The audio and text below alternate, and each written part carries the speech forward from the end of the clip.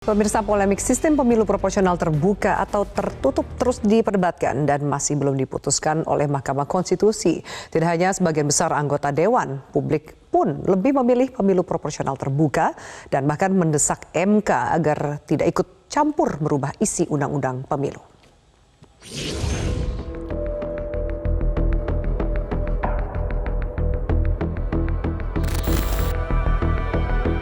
Mahkamah Konstitusi digadang-gadang akan memutuskan sistem pemilu 2024 secara proporsional tertutup. Bocoran ini diungkapkan pakar hukum tata negara, Denny Indrayana, yang kemudian memantik opini yang menyasar kepada lembaga peradilan konstitusional tersebut. Meski belum pasti, putusan MK terkait sistem pemilu kabarnya akan diputus tak lama lagi. Semua dipertimbangkan, ya. Pak, akan diinvestigasi nggak Pak soal kebocoran putusan ini? Itu saya bilang apa yang bocor yang belum putus. Pak, 8 fraksi di DPR Pak. Udah, nanti kalau sudah putus nggak boleh saya komentari lagi. Ya. Pak, 8 fraksi di DPR bilang kalau misalkan MK memutuskan untuk coblos partai, ini kewenangan MK bakalan direvisi Pak, gimana Pak? Itu nanti lihat aja apa putusan MK ya. Tunggu saja. Insya Allah dalam waktu dekat. Oke. Publik menyayangkan jika MK secara sepihak mengubah sistem pemilu di Indonesia menjadi proporsional tertutup. Karena pemilu serentak yang tinggal 8 bulan lagi, perubahan aturan hukum dan kebijakan ini berpotensi berakibat mengganggu demokrasi di Indonesia. Berbagai desakan mencuat agar MK menolak gugatan uji materi Undang-Undang Nomor 7 Tahun 2017 tentang pemilu yang sedang berjalan.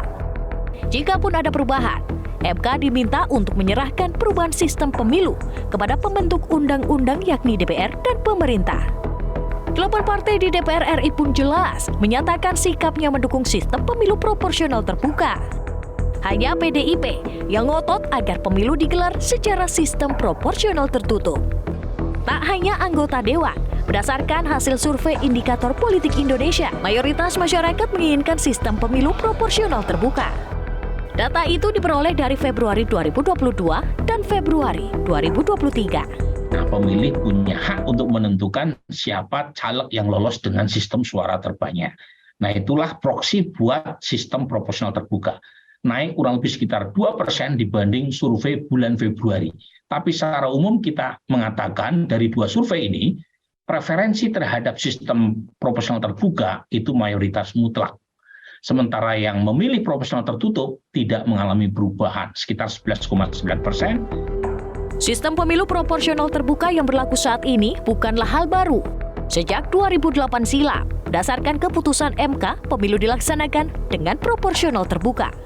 Jika MK mengembalikan sistem pemilu menjadi proporsional tertutup, tidak hanya menjadi langkah mundur demokrasi di tanah air, namun juga jelas-jelas mengganggu persiapan pemilu 2024 yang sudah di depan mata.